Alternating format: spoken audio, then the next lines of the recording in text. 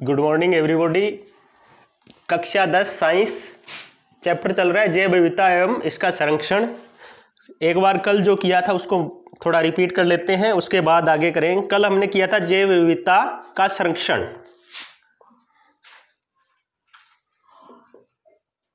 जैव विविधता का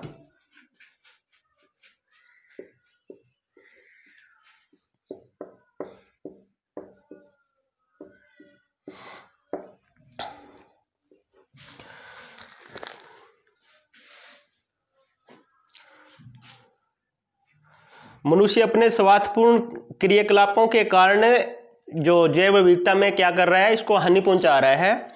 इसके लिए संकटाग्रस्त जातियों को बचाने के लिए अंतर्राष्ट्रीय और राष्ट्रीय और स्थानीय स्तर के अनेक प्रयास किए गए हैं।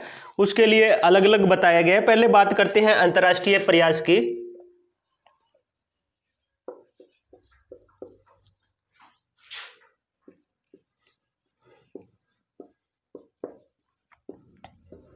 कल हमने किया था कि विश्व में जैव विविधता के निरंतर हानि को देखते हुए संयुक्त राष्ट्र संघ ने 1968 में सन 1968 में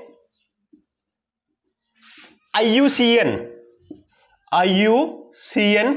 international union for conservation of nature नामक एक संस्था की स्थापना की। उसने 4 वर्षों तक यानी 1972 तक इस पर पादप और प्राणी जाति पर अध्ययन किया और इस पर अध्ययन करके एक पुस्तक बनाई जिसका नाम है red data book. Red data book में सारा रिकॉर्ड इस संस्था ने इसके अंदर डाल दिया। इस बुक के अंदर क्या रिकॉर्ड था कि संकटाग्रस्त प्रजाति कौन सी है, विलुप्त कौन सी है। इसको 5 भागों में बांटा था IUCN ने। वो थे विलुप्त प्रजातियां, संकटाग्रस्त प्रजातियां, अति संवेदनशील प्रजातियां, दुर्लभ प्रजातियां, अपर्याप्त रूप से ज्ञात प्रजातियां। इनके बारे में हम कल डिटेल से पढ़ चुके हैं। इसके बाद सन 1973 में 1972 से एक वर्ष बाद सन 1973 में जो IUCN है, इसने एक CITES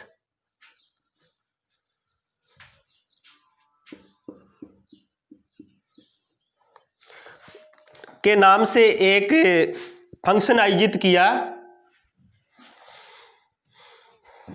जिसके अंदर क्या किया गया, यह निर्णय लिया गया कि जो देशों के विश्व में जो आपस में देशों के बीच में जो व्यापार होता है उसके ऊपर प्रतिबंध लगा दिया गया। पूर्ण रूप से इस व्यापार को पादप और संकटाग्रस्त प्राणी जाति के में जो व्यापार होता था उसके ऊपर प्रतिबंध लगा दिया। उसके बाद 1992 में रियो डी जेनेरिया में हुए पृथ्वी सम्मेलन में के दौरान एक CBD संधि हुई, उसका नाम है CBD। इसमें 193 देशों ने भाग लिया, 193। यह निर्णय किया कि हमें जैव विविधता का संरक्षण करना है। इसके बाद राष्ट्रीय प्रयास की बात करते हैं।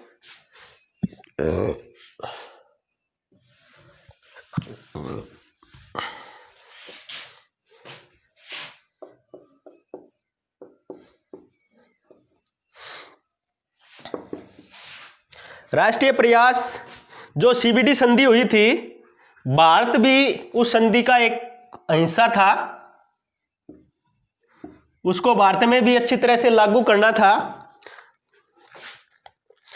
तो सन 2002 में भारत सरकार ने जैव विविधता एक्ट 2002 लेके आई, जिसके 3 उद्देश्य थे। पहला था जैव विविधता का संरक्षण करना यानी इसको बचाना। दूसरा था जैव विविधता के ऐसा उपयोग करें कि ये लंबे समय तक चले। तीसरा था इन संसाधनों को ऐसा बांटे कि प्रत्येक व्यक्ति को इसका लाभ मिले, प्रॉफिट मिले। ये इसके 3 उद्देश्य थे।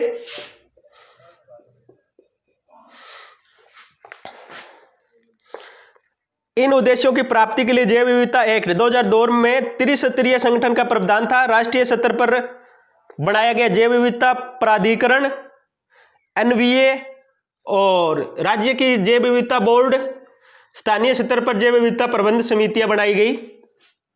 फिर क्या है, राज्य सरकार ने 2 जून 2010 को राष्ट्रीय हरित अधिकरण, क्या था, राष्ट्रीय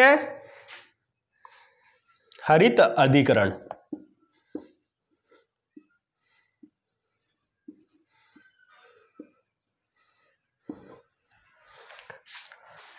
का गठन किया।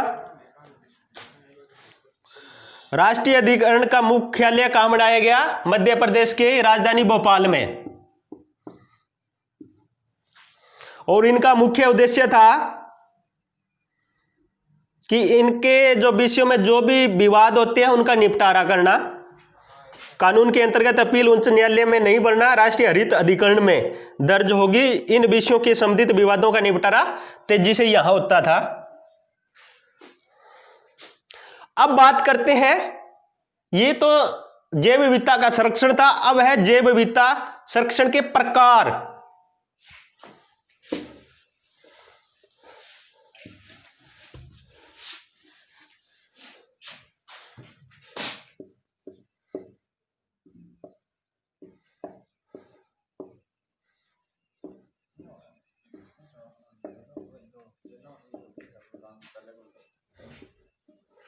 जैव विविधता संरक्षण के प्रकार। जैव विविधता संरक्षण से तात्पर्य ऐसे प्रयासों से है जिनमें जीन्स प्रजाति, आवास तथा इकोसिस्टम के संरक्षण हो। अतः जैव विविधता संरक्षण में सबसे उपयुक्त तरीका यह है कि हम पूर्ण इकोसिस्टम के उसके प्राकृतिक रूप से संरक्षित रखें। वर्तमान में जैव विविधता संरक्षण के निम्नलिखित 2 प्रकार से किया जाता है। जैव विविधता संरक्षण के प्रकार का मतलब है कि उन जीव जंतुओं की, पेड़ पौधों, प्राणी जाति की कैसे सुरक्षा की जाए, किस किस तरीके से की जाए, वो जो 2 तरीके हैं। पहला है सबसताने, दूसरा है वहिस्ताने।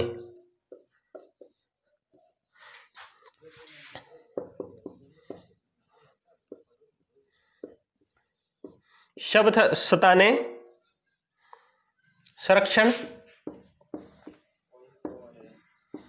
दूसरा है वहिस्ताने संरक्षण।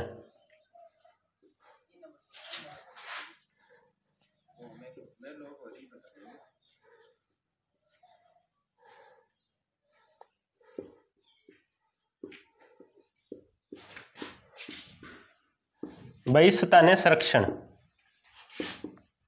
मोस्ट इंपॉर्टेंट है, दोनों बहुत बार पूछे जाते हैं। पहले बात करते हैं सबसताने संरक्षण की।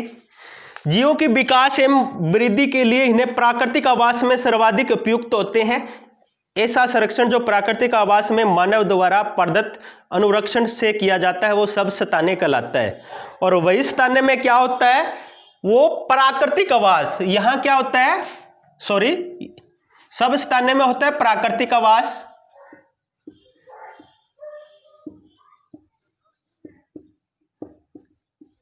मोस्ट इंपॉर्टेंट जो डिफरेंस है यही है, यहां होता है कृत्रिम आवास। कृत्रिम और प्राकृतिक में आप डिफरेंस समझ रहे हो। यहां तो जीव जंतुओं और पेड़ पौधों का संरक्षण प्राकृतिक आवास में किया जाता है मनुष्य द्वारा। यहां कृत्रिम आवास बनाकर उनकी ध्यान रखा जाता है। कौन सी प्रजाति? संकटापन्न प्रजाति, यानी भविष्य के लिए उनको बचाने के लिए। सबसताने में क्या है? जीवों की विकास एवं वृद्धि के लिए इनकी प्राकृतिक आवास में सर्वाधिक उपयुक्त है। ऐसा संरक्षण जो प्राकृतिक आवास में ही मानव द्वारा प्रदत्त अनुरक्षण से किया जाता है सबसताने संरक्षण कहलाता है। जिस संकटग्रस्त प्रजाति को संरक्षित करना होता है उसके अनुसार चयनित प्राकृतिक आवास में ही अनुकूल परिस्थितियां एवं सुरक्षा उपलब्ध कराई जाती है, यानी उन्हीं के प्राकृतिक आवास में उनको सुरक्षित रखा जाता है। इसके तहत जीव मंडल रिजर्व, राष्ट्रीय उद्यान, अभ्यारण्य ये आते हैं। क्या क्या है? राष्ट्रीय उद्यान,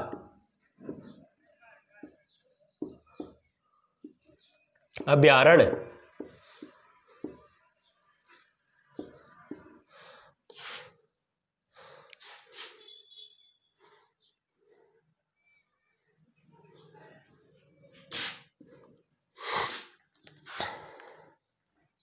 संरक्षण रिजर्व आदि की स्थापना की जाती है।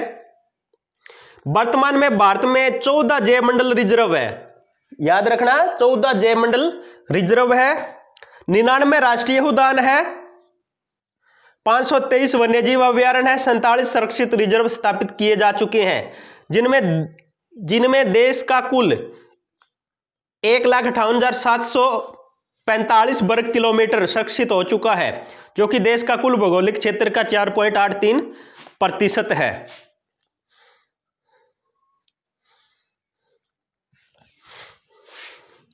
पहले बात करते हैं सबसताने की।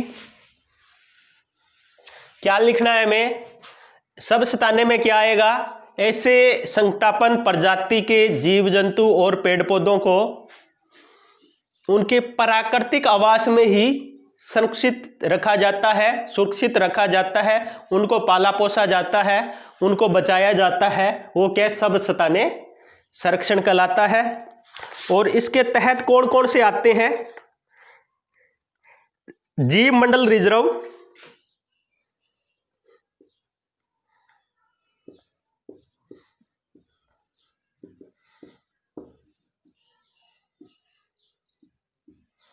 जीव मंडल रिजर्व,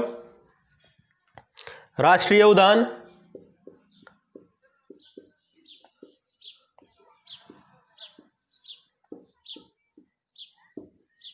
अभ्यारण्य,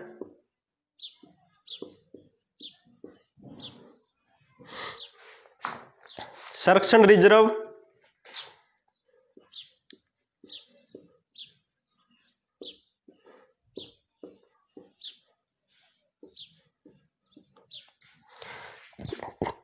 अब वर्तमान में भारत में जीवमंडल रिजर्व कितने हैं? 14। इनकी संख्या है 14। 99 राष्ट्रीय उद्यान है, 99। 523 वन्यजीव अभ्यारण्य है, कितने? 523। और 47 संरक्षित रिजर्व स्थापित किए गए हैं, संरक्षण रिजर्व 47।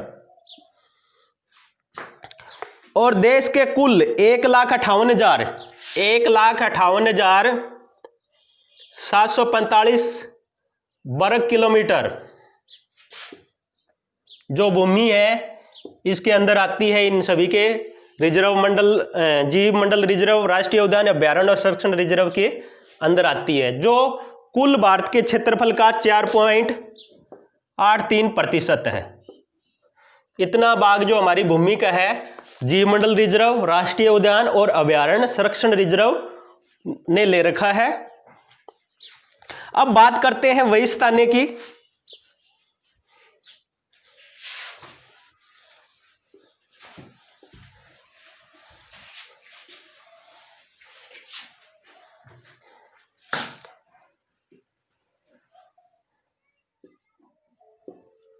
बहिस्ताने संरक्षण,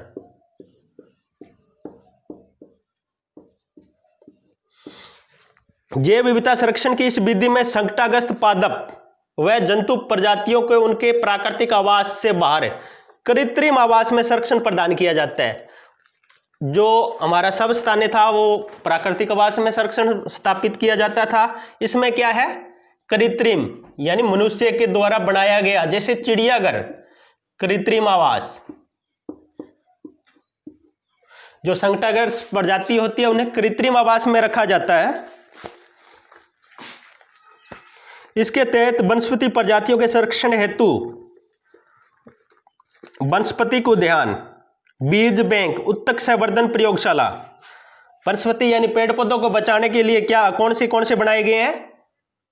वनस्पतिक उद्यान,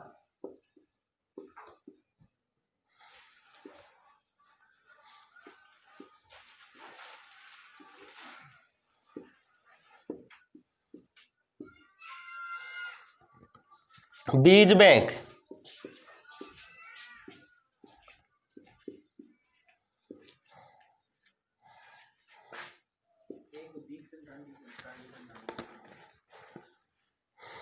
उत्तक संवर्धन प्रयोगशाला, उत्तक संवर्धन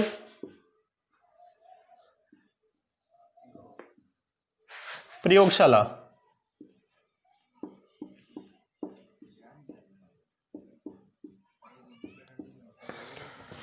ये है वनस्पतिक प्रजातियों के लिए। वहीं जंतुओं के लिए चिड़ियाघर, जंतुओं के लिए क्या है? चिड़ियाघर। जीव जंतुओं को कहाँ? चिड़ियाघर में पाला जाता है। चिड़ियाघर, एक्वेरियम।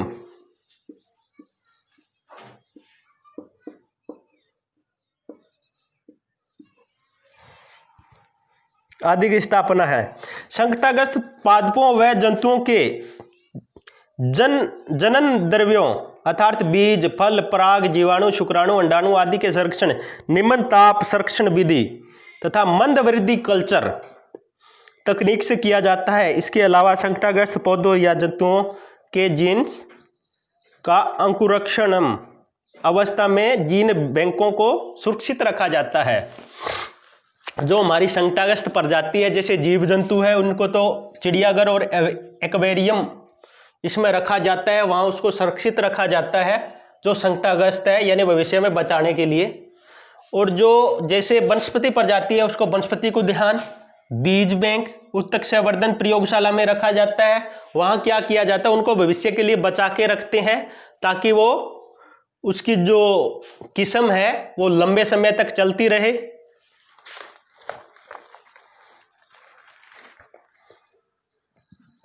बस यही मेन डिफरेंस है दोनों में।